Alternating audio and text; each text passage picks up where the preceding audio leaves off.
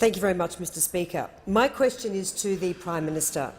Will the Prime Minister update the House on action being taken by the government to protect Australia's emergency services volunteers and, in doing so, deliver on our election commitments? The Prime Minister has the call.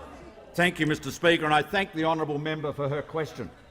And I remember well the visit my wife and I made to Wye River, where we saw the extraordinary work done by the volunteers of the Country Fire Authority to protect their community, where, under the leadership of their captain, of their brigade, they had done the planning, they had done the community outreach, they had set the measures in place that ensured that when the inferno came, no lives were lost.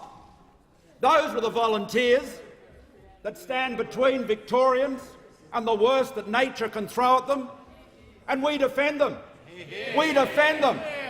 The Leader of the Opposition and his party are tied up with another militant union seeking to undermine the independence of the volunteers, seeking to disrespect them, to remove their autonomy, to undermine their independence, and in doing so undermine their very ability to recruit.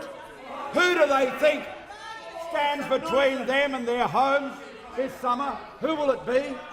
It will be the volunteer firefighters of Victoria, the volunteers, that great Australian selfless tradition of courage and sacrifice, and we stand for them.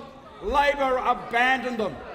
Labor abandoned them, and we said The member for at the Gorton is election warned. we would stand with them. We said we would amend the Fair Work Act to ensure that those changes to their enterprise bargaining agreement, to those changes that were so extreme, Member for Griffith will leave under 94A. that the Andrews government-owned minister resigned, a Labor minister resigned in protest, the board had to be sacked, 60,000 volunteers in uproar, their ability to recruit undermined, their morale undermined. What sort of recklessness is this? You have to ask yourself, Mr Speaker, how beholden is the modern Labor Party to militant unions that they are prepared to take on 60,000 volunteers? I tell you, the Labor Party of Hawke and Rann and Keating would have never done that. But what we see now is a Labor Party that is captured by militant trade unions that will stop at nothing to secure their industrial purposes. What about the Labor Party talks about equality and fairness?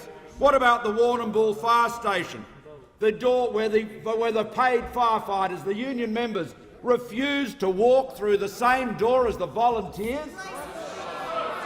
Refused to walk through the same door as the volunteers? What is the message they're sending? Mr Speaker, we are defending the firefighters as they defend us.